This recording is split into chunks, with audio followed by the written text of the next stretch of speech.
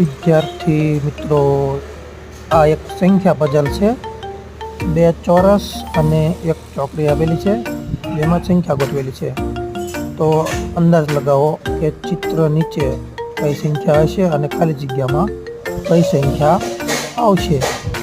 તો એક જવાબ તમને હમણાં જોવા મળશે, જેની અંદર તમે જુઓ છો કે 7 દેખાય છે। તો 8 અને 7નો જે ગુણાકાર છે એ આવી શકે। તો તમે ઉપર જોઈ શકો છો 8 ને 4નો ગુણાકાર આવ્યો 32। એવી રીતે દરેક જગ્યાએ ગુણાકારની પ્રક્રિયા થાય છે। તો આવી રીતે તમે પઝલ બનાવી શકો છો અને ઉકેલ લાવી શકો છો। મજા આવી ને બાળ દોસ્તો? ઉકેલ લાવવાની મજા આવી ને?